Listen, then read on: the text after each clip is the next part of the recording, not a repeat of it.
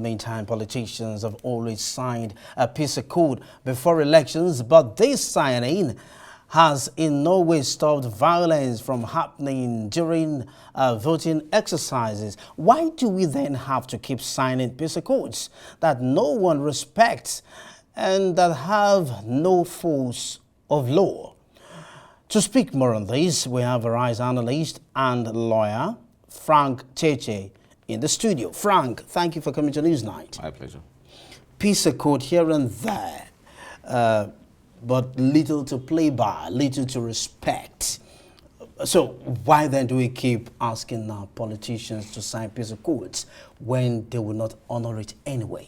Oh, because it's a new development. Thanks to Bishop Matthew Kuka, Okay, who actually contributed to the initiative from the beginning. We've seen some gains from the goal of having a peace accord. 2015 is a good example where you had, for the first time, probably in the whole of Africa, where you had a sitting president who was who lost an election, who was an incumbent who lost an election, and was quick to congratulate his opponent, Muhammad Buhari. I'm talking about in the person of President Goodluck Jonathan. yeah. That is the outcome of an atmosphere of peace that, pervades an election. So one would have thought that that tradition would have been replicated at subnational levels in terms of the elections that succeeded that event. Unfortunately, nothing has changed. President Buhari at that time had also, been involved in very vitriolic campaigns, and so it necessitated such a commitment, and it was successful. But the person who actually won the day was former President Goodluck Jonathan. Now, the idea is of a peace accord being a ritual that is empty. It's something that we really need to take a very serious look at, because you can't sit by as a national peace committee, for example, watch the campaigns run on very, very acerbic language, and then with persons making threats, and then carrying on being so vociferous with hate speeches across the length and breadth of states, and then you expect that a mere signing ceremony on a particular day before the election will be of any effect. Let's not think that it's only a moral suasion when the National Peace Committee is asking them to conduct themselves in a peaceful manner. It's actually a matter of criminal law that persons who breach the peace and who breach the various provisions of the Electoral Act concerning electoral offenses should actually be punished. The problem, therefore, is that we haven't seen prosecutorial agencies, and particularly the Attorney General of the Federation, taking time to single out a few persons to use as examples in the past and then expectedly after these elections, until we begin to see that sort of criminal action against criminal elements who carry on hate speech, who carry on threats, or who carry on any form of electoral violence, whether contrary to the Electoral Act or contrary to the Violence Against Persons Act of 2015. Until we see such kind of persons being punished, we will see this ceremony being practically useless. So you are advocating, Frank, if I got you right, you're advocating the idea of a scapegoat.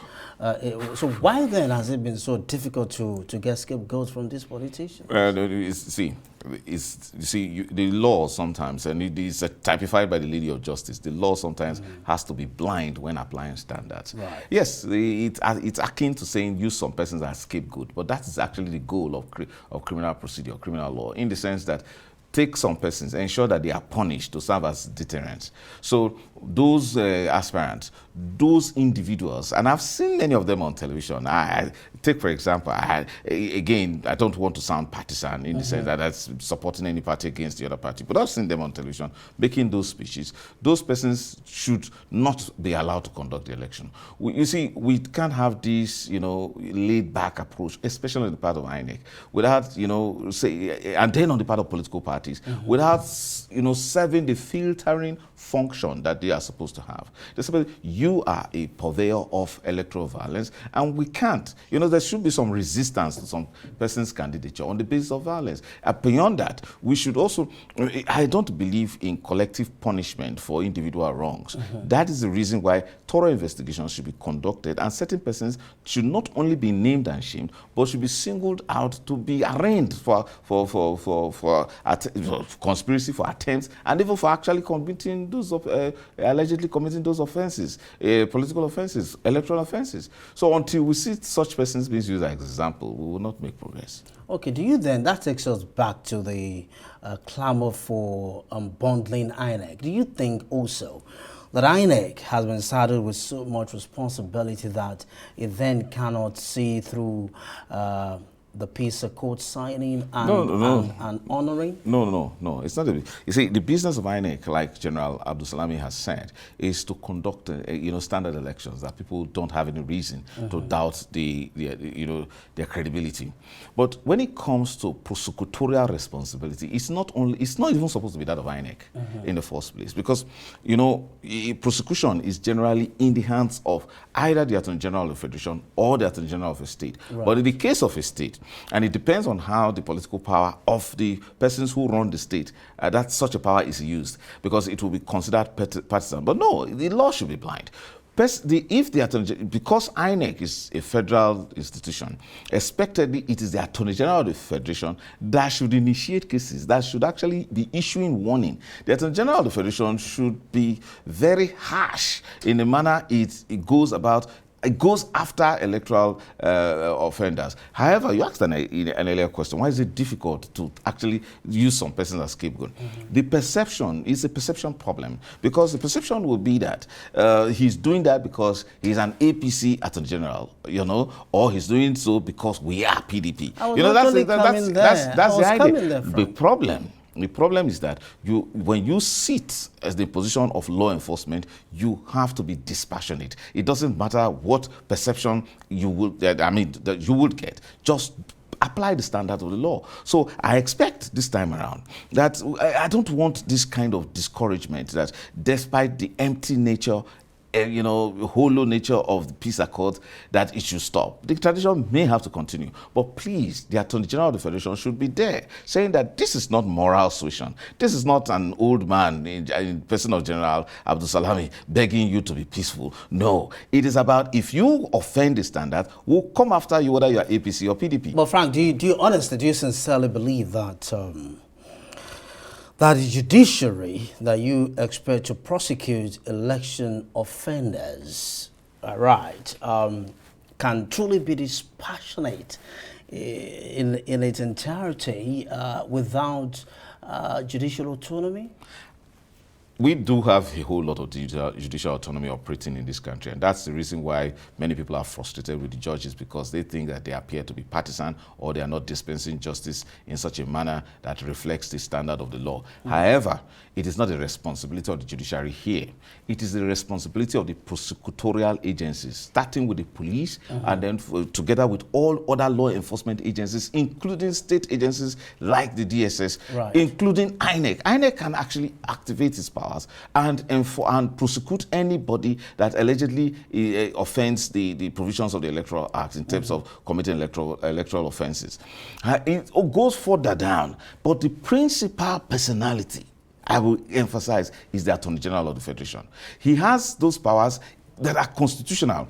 Other prosecutorial agencies, their powers are statutory. That is, they are pursuant to laws that are made by the National Assembly. But the person of Attorney General, he is a creation of the Constitution strictly for the purpose of enforcing the laws of this country. And then he has a principal responsibility to take anybody up in terms of initiating criminal proceedings. He can order the arrest of any person, and he has a team with a large number of lawyers that he can deploy to prosecuting all these persons in any part of this country. It is that personality that we should address here when it comes to ensuring that there is a reduction in, there's a processes aimed at reducing electoral violence. It is not by calling, candidates, calling governorship candidates after they have deployed resources, after they have carried on all sorts of hate speeches, after they have recruited thugs and armed persons, giving them money and bought guns for them. Then you call them to come and glorify them in Abuja with signing a peace accord.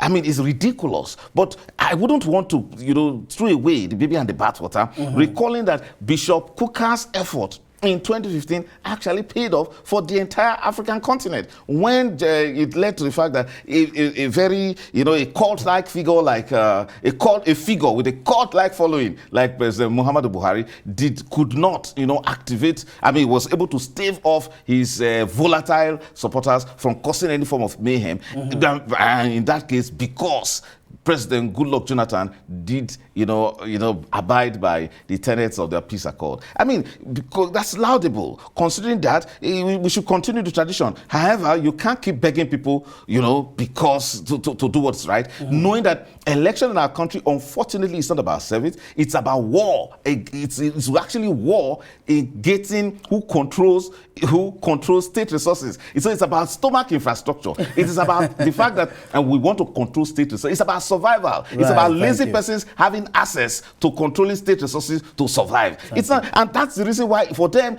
it's a question of survival. They put everything into it. That has to change. It can change with the tenets being proposed by the peace accord, but the peace accord should be coming too close to election. It should be signed by persons who intend to contest elections, and then the Attorney General should be watching there, snarling with bare teeth that are come after you if you breach this agreement. Thank you very much indeed. Frank Tietie, lawyer and the Rise News analyst. Thank you for coming to News Night.